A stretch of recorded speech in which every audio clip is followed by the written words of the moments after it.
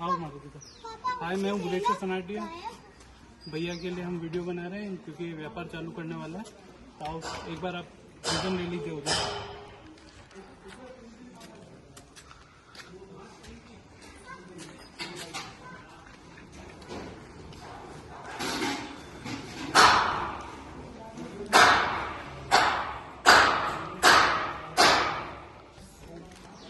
अब आपको स्टोर दिखा रहा हूँ मैं। ये सूखले का स्टोर है जिसपे वो भूसा कहते हैं जो गायों के लिए क्या जाता है। आप देखिए,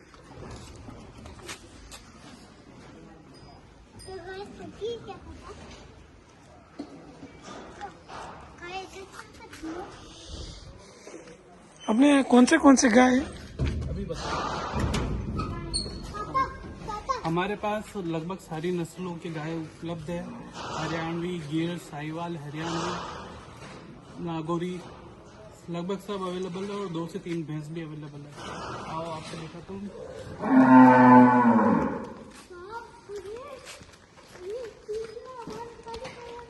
आपने एक ऊपर का फार्म देखा, ये नीचे का फार्म देखा। हर कैटेगरी में अलग अलग फीड के अकॉर्डिंग प्रोडक्शन तैयार करा जाता है हमारे यहाँ पे। इसके अंदर साफ सफाई वगैरह करने वाली लेबर को मिला के 7 लोग लेबर का काम करते हैं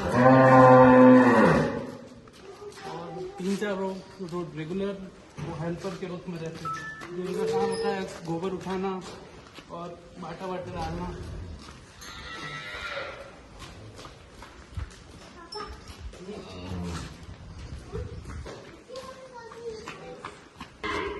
इसमें फीड अंदर आ जाओ, जल्दी देख लो। इस रूम में थोड़ा फीड स्टोर करा जाता है ना, जो अलग अलग कंपनी का होता है उसके अकॉर्डिंग है।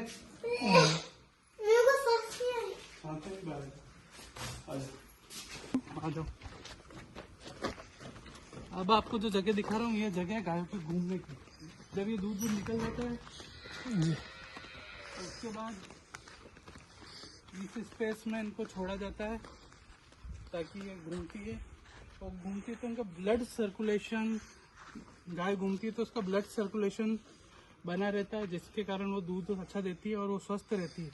पहले ये सीमा थोड़ी आगे तक थी, फिर उसको हमने थोड़ा छोटा करके बारिश के हिसाब से सेफ बना दिया। अच्छा,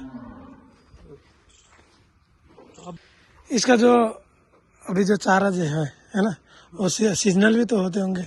अभी जैसे हरा डालते हैं, अभी हरा मंगा नहीं रहे, और बाकी सूखला है जो 8 रुपए किलो के हिसाब से अभी आ रहा है ना। एक ट्रक आती है, उसके अंदर कम से कम 30 क्विंटल सूखला आता है और करीबन 10 ट्रकों का माल अभी हमने रख रखा है। एक दिन में कितना किलो चारा खा लेते हैं? कुल मिला के चारा बाटा मिला के आप 22 किलो के करीब वो फीड खाती है ना। और जो दूध है उसके अकॉर्डिंग उनको फीड खिलाया जाता है ना, कि उसके हिसाब से 500 ग्राम 700 ग्राम ऐसे पर केजी के अकॉर्डिंग खिलाया जाता है। बाकी 22 किलो फीड खिलाना चाहिए और जहाँ तक हो सके वहाँ से 12 से 13 किलो तक उसको हरा खिलाना चाहिए, तो आपको दूध अच्छा होता है। ये सारी ब्रीड्स इंडियन ब्रीड्स है। आप जब डेयरी डालोगे, जैसे नेपाल में डालोगे, तो आपको HF गाय लेनी है ना, जो मिनिमम टाइम का 18 किलो देगी, क्योंकि ये सोशल प्रोजेक्ट है मेरा है, जो आपका कॉमर्शियल प्रोजेक्ट होगा जी बिल्कुल ना, तो उसको उस हिसाब से लिया जाता है।